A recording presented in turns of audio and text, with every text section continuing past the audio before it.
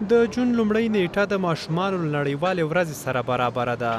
په افغانستان کې دغه ورځ په داسې حال کې نمانځل کیږي چې افغان ماشومان له خپلو حقونو بې برخې دي، له تعلیم محرومه پاتې شوي او ډیری یې په شاقه کارونو بوخت دي.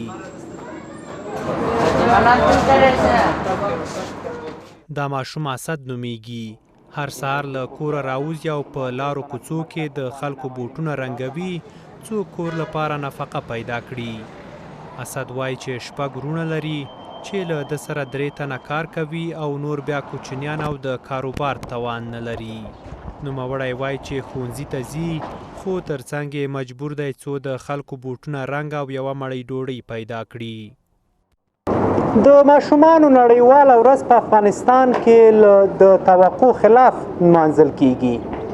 اکثره ماشومان په شاقه کارونو مصروف دي، خو حکومت هم څومره چې لازمه ده هغومره پاملرنه نه ده کړې. اسد له هغه کسانو نه ده چې هر سهار له کور نه په دې هدف راوځي چې د خلکو بوټونه رنګ کړي او خپلې کورنۍ ته یو مړۍ ډوډۍ پیدا کړي.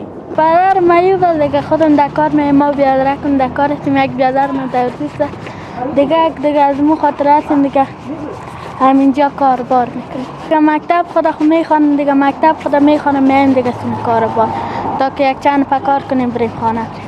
په ورته مهال د کار او ټولنیزو چارو وزارت وایي چې له 2 میلیونو زیات ماشومان کار کوي چې 1.2 میلیونه بیا په شاقه کارونو بوخت دي.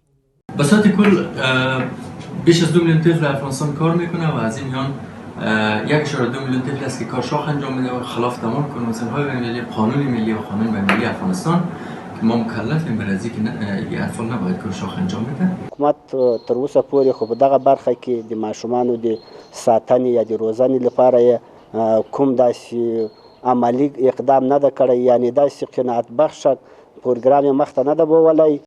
له دې سره بیا په افغانستان کې د یونیسف اداره وایي چې 3.1 میلیونه ماشومان له زده کړو بې برخې دي. دوی وایي چې په یادو ارقامو کې 80 سلنه نجونې تشکیلوي چې د بېلابېلو ستونزو له امله نشي کولی ښوونځیو ته لاړې شي. 3.7 میلیون کودک از مکاتب به دور هستند و 60% از این ارقام را دختران تشکیل میتن که نمیتون به مکاتب بروند. دلایل متعددی وجود داره که چرا این اطفال نمیتون به مکاتب بروند.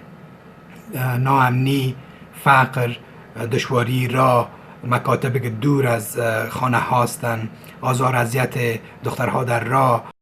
د ماشومانو نړیواله ورځ داسې مهال را رسیږي چې د ماشومانو پر وړاندې د شته ستونزو ترڅنګ جنګ او ناامني هم لویه ننګونه بلل کیږي او د ملکي تلفاتو په ارقامو کې یوه برخه ماشومان تشکیلوي چې د ښکېلو لوریو په بریدونو کې ورته مرګ ژوبله رسیږي.